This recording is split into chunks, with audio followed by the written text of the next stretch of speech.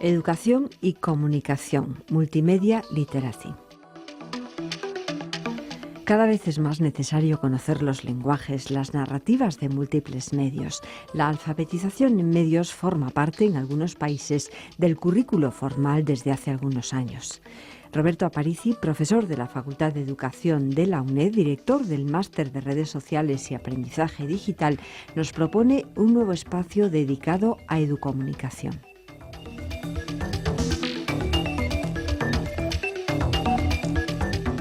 Estamos con Michael Hossman, profesor de Media Literacy en la Facultad de Educación de la Lakehead University, Ontario, Canadá.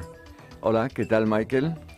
Bien, Roberto, mucho gusto, encantado. Canadá tiene una gran trayectoria en el campo de Media Literacy. ¿Puedes situarnos un poco en este campo? ¿Cómo está la situación de Media Literacy? ¿Cómo fue el pasado? ¿Y cómo está ahora?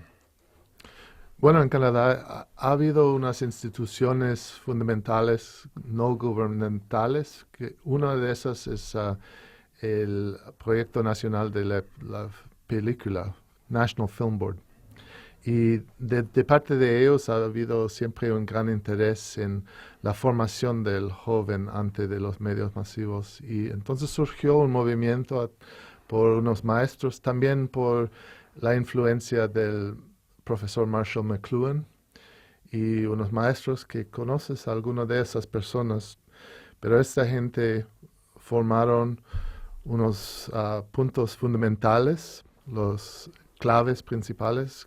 Hablamos de Barry Duncan, hablamos de Neil Anderson, John Pungente.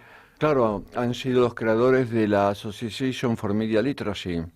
¿O han estado conectados a la asociación? Sí, la asociación basada en la provincia de Ontario fue una asociación de maestros secundarios que formaron todo este proyecto y han tenido el éxito de un currículo que salió, que era formal, parte del currículo de la provincia de Ontario en 1989. Entonces, que eso fue como un primer paso en términos mundiales de que Media Literacy entrar en las escuelas y ser parte del currículo formal. Ahora, desde entonces, han cambiado las cosas. La historia nos ha cambiado, nos ha tocado y ahora tenemos esas herramientas digitales y eso han dado nuevas posibilidades y la verdad es que se amplió mucho el proyecto. Hay muchos más personajes y ideas que se han entrado en el diálogo, porque los que tenían el interés en los medios masivos, que ahora tienen como pareja también estas personas que se interesan en las tecnologías educativas y el uso de esos en la aula, y a veces es un discurso un poco utilitariano, y entonces sigue siendo una cosa que todavía no se ha resuelto. Si el estudio en los medios va a ser el estudio basado en los medios del uso de los jóvenes fuera del aula, que son los medios masivos, que son las redes sociales, que son los videojuegos, o si se va a reducir todo al debate nada más tecnológico y el uso de herramientas para el aprendizaje, y esas cosas no se han resuelto. Pero hoy día sí existe en casi todas las provincias de Canadá un currículo formal en las escuelas. Entonces es parte del estudio de literatura y en Canadá se basa ahora el estudio de literatura en hablar, leer, escribir y producir o entender medios. ¿Los niños y los jóvenes producen medios en las escuelas canadienses? ¿Interpretan, analizan y producen?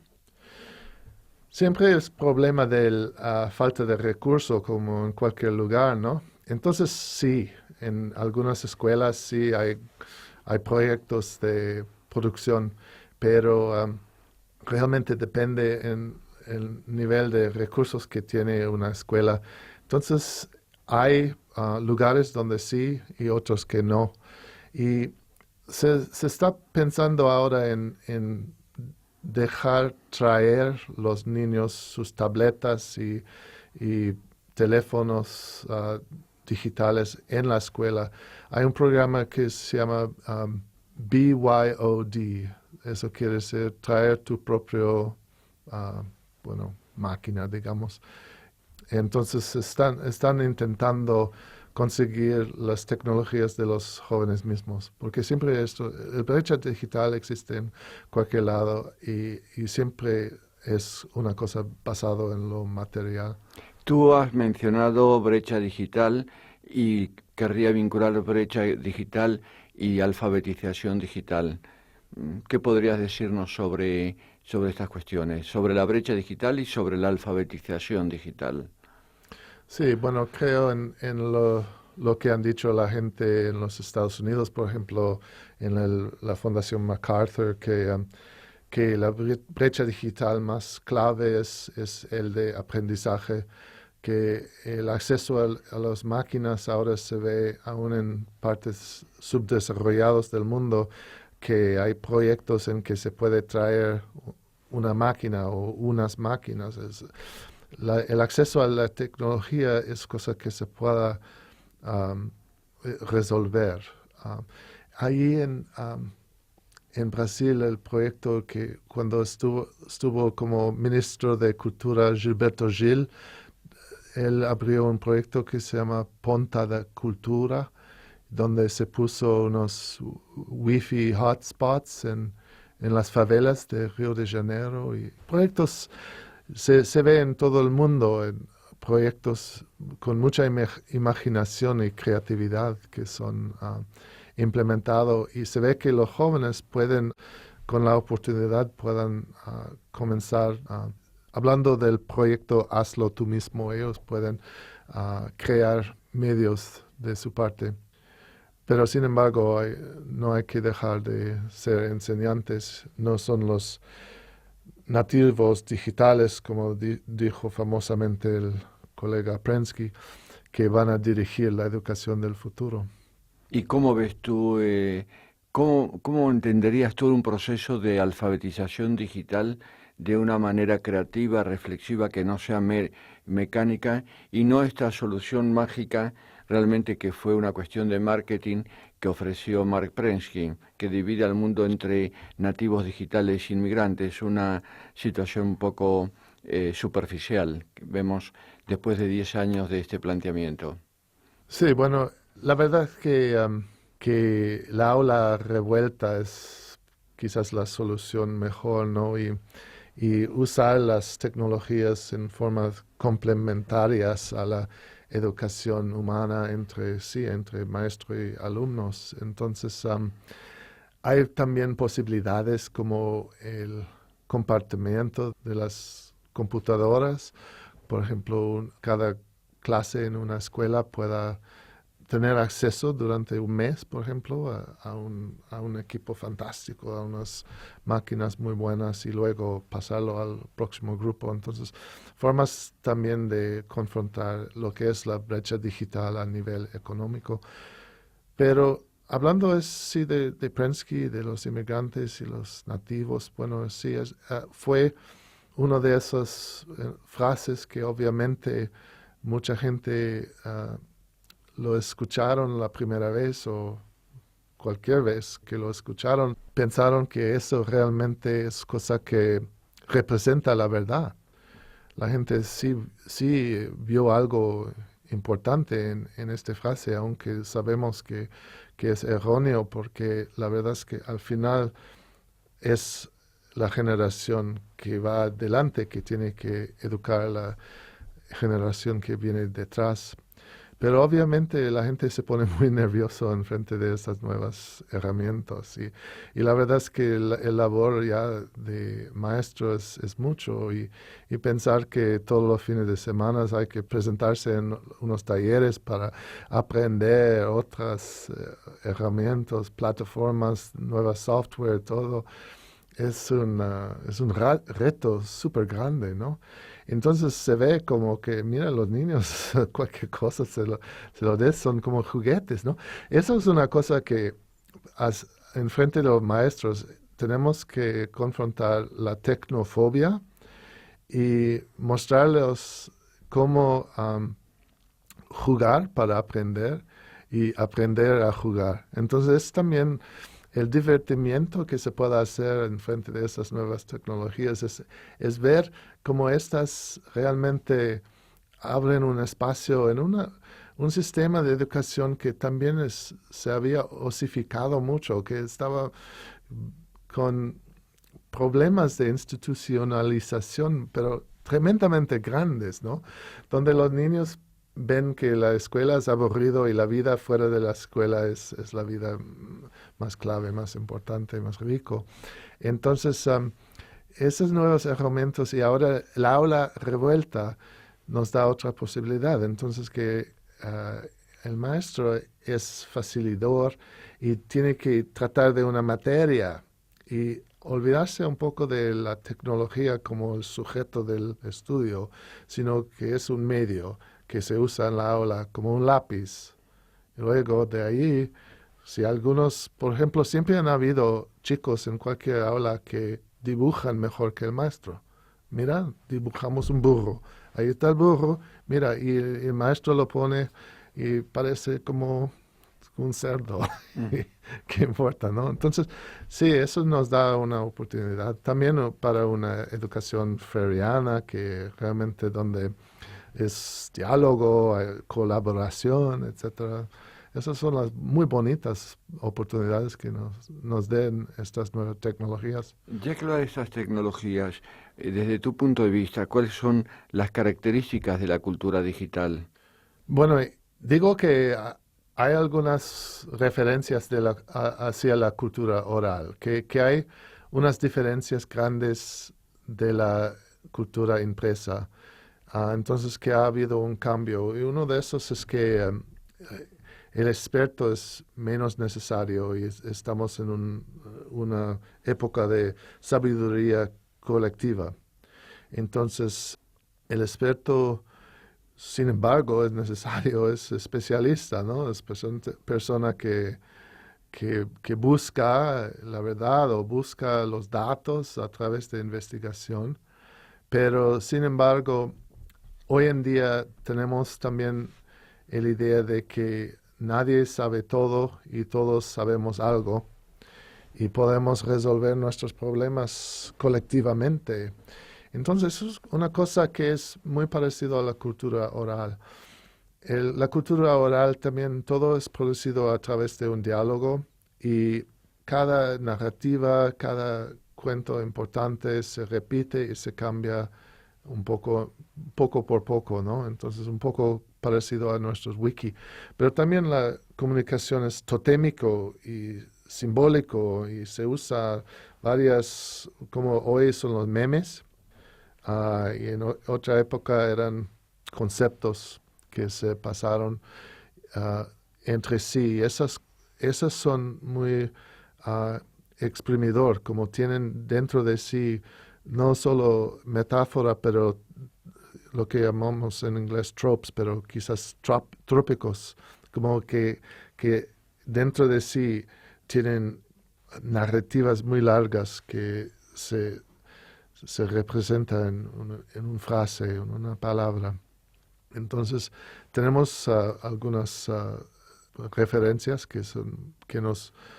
¿Lo vinculas tú al mundo oral?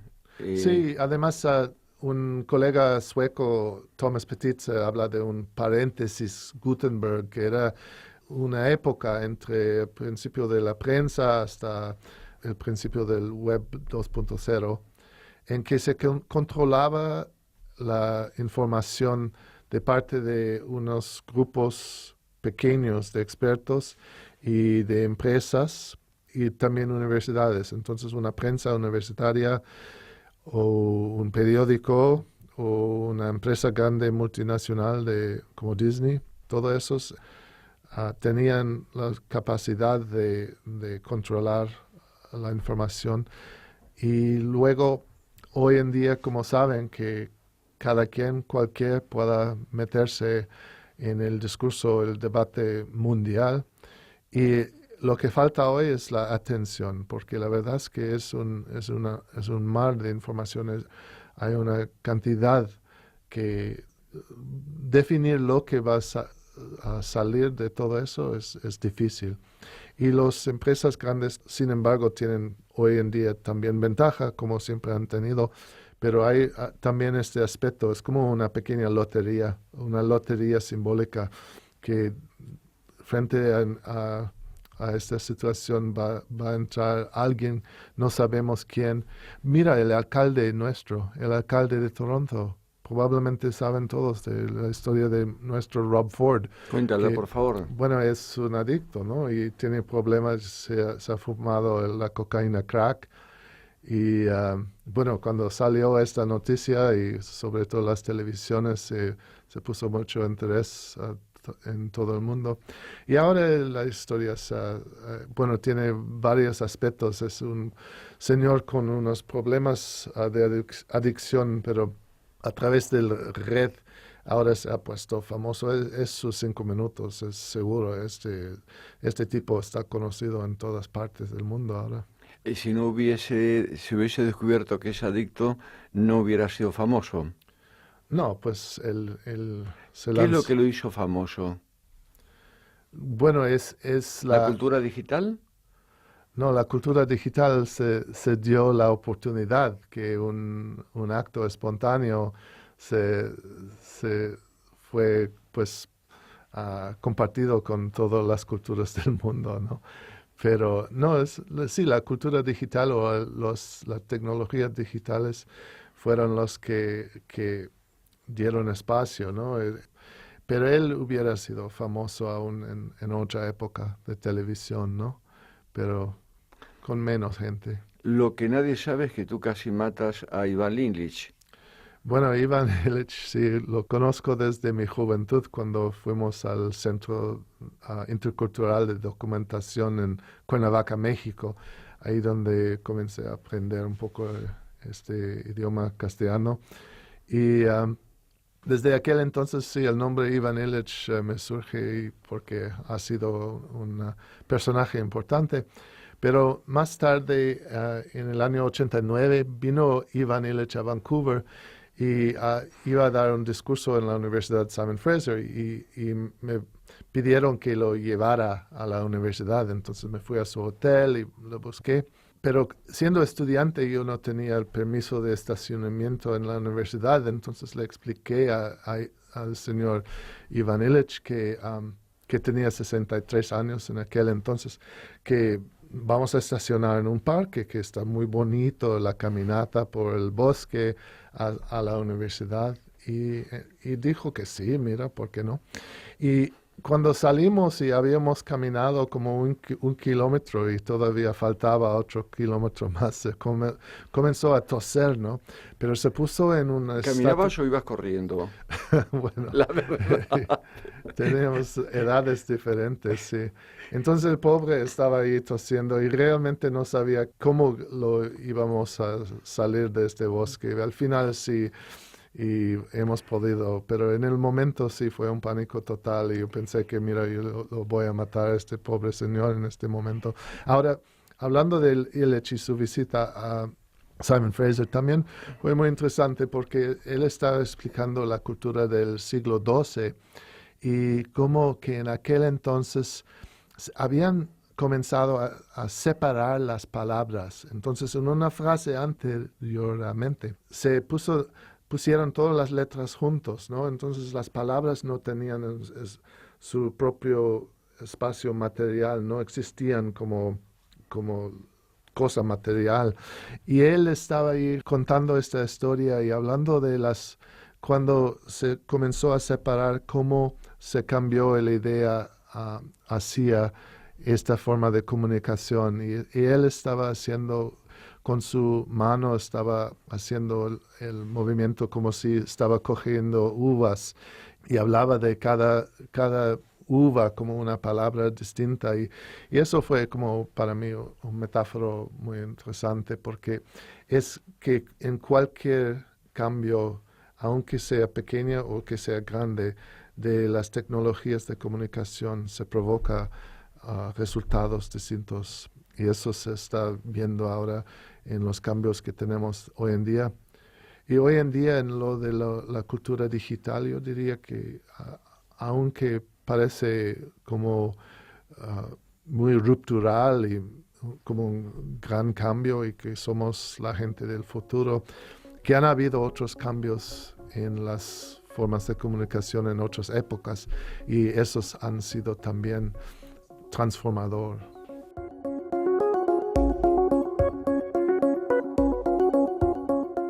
Estamos con el profesor Michael Hossman de la Lakehead University, Ontario, Canadá. Michael es profesor de Media Literacy en la Facultad de Educación en dicha universidad.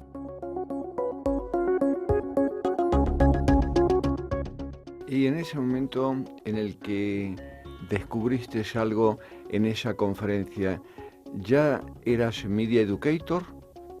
Es una buena pregunta. Eso fue sí, cuando en la época en que estudiaba la comunicación y sí estaba comenzando este rama de investigación, pero todavía estaba en un base, porque si yo llego a la Media Education a través de alfabetización en general.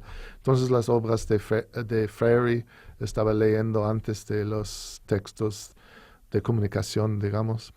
Y sí, las dos cosas se unieron. ¿Y tú llegaste a ser alfabetizador en Canadá? ¿Tus primeros trabajos estuvieron vinculados a la alfabetización? Bueno, hubo un gran proyecto de educación en cárceles y yo estaba muy metido en este proyecto porque me fascinaba, ¿no? Era un programa, pero de educación humanista en los grandes cárceles cerca de Vancouver. Y entonces sí me metí en este programa, pero no era alfabetización básica primaria, no era así, sino siempre ha sido una alfabetización cultural. Y hasta hoy en día, sabe que hay otro marco para las nuevas alfabetizaciones que se llama multiliteracies, los multi-alfabetizaciones.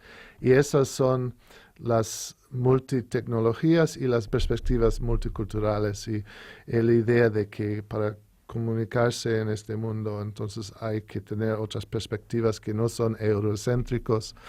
Y esas las dos cosas todavía tengo unido en la obra que hago. Hemos hecho un proyecto de alfabetización multicultural que era investigación de lo que sabían los estudiantes secundarios en Canadá acerca de las culturas intelectuales de la gente que son racializado en Canadá. Y entonces eso es otro interés y las dos cosas sí se unen. Y en esa investigación que has realizado, ¿cuáles serían las conclusiones principales que querrías compartir con nosotros? Bueno, que la escuela no es el único lugar donde se aprenda de las otras culturas, es la primera cosa porque incluimos los medios masivos, la escuela, la familia, la comunidad. Entonces, cuando estamos hablando de los raíces, de los orígenes de sabiduría, etcétera, bueno, las escuelas no están dando no están enseñando, por ejemplo, lo que es, al menos es de perspectiva norteamericana, lo que es la contribución arábica a la matemática y la anatomía, etcétera. No se sabe que la primera universidad en el mundo fue en África. No saben mucho de la literatura internacional, multicultural. Tenemos sociedades que se interesan mucho en sí, ¿no? Y no tanto al exterior. Y bueno, es una sociedad muy multicultural, Canadá, entonces eso es es muy importante que sabemos más de las contribuciones. Y saben que no sabía la gente mucho de las contribuciones indígenas. Por ejemplo, en la medicina, la aspirina viene de un árbol norteamericano y nadie sabía esto. Pero sabían más de las contribuciones de los chinos en la medicina. Entonces, los mismos estudiantes que estén en comunidades donde hay indígenas no saben nada de las contribuciones de los indígenas. O, no digo nada, pero saben menos que contribuciones de otras partes del mundo. Y sabían más, por ejemplo, de una estrella, un personaje como Nelson Mandela de Sudáfrica. Los estudiantes todos reconocían su nombre, pero pocas sabían mucho del apartheid, el sistema de racialización de Sudáfrica. Sí, y con ese estado de cosas que el estudio ha desvelado, ¿qué conclusiones podrías sacar? Sabe que en todo esto de educación mediática y alfabetización digital tenemos que proyectar unos bases normativos, que tenemos que pensar en cuál es el proyecto, porque si es solamente dar los herramientas o las formas de pensar, las estructuras a los estudiantes para que sepan la diferencia entre McDonald's y Disney, que hemos hecho al final.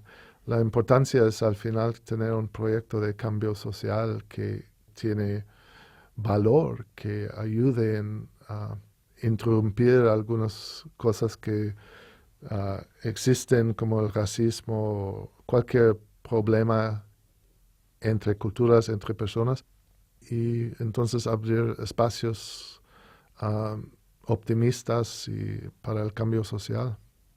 ¿Y algunas ideas o algunas sugerencias para el cambio social? Bueno, es una época difícil para los jóvenes, ¿no? Los jóvenes van a ser una generación, aquí en España se habla de una generación perdida, ¿no? Y esto está pasando también en Canadá. Entonces, el cambio social tiene que ser también una justicia, digamos, económica, social para la próxima generación. Y entonces no es cosa que se pueda resolver a través de la educación mediática. Son problemas más estructurales, más grandes, pero dentro de nuestro proyecto sí tenemos buenas posibilidades para dar a la conciencia una ciudadanía crítica, una ciudadanía participativa, bueno, que al menos hacia el futuro, que entienden, comprenden lo que está sucediendo a los alrededores y puedan participar en los cambios activos. Muchas gracias. Bueno, encantado. Muchas gracias por esta oportunidad. A ti. Ha estado con nosotros el profesor Michael Horsman. Michael es profesor de Media Literacy en la Facultad de Educación de Lakehead University, Ontario, Canadá.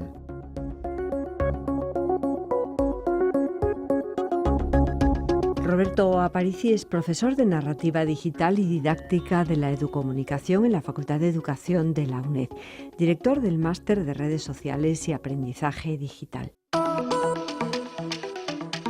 En canal.uned.es podemos escuchar de nuevo este y otros espacios de la serie Educomunicación.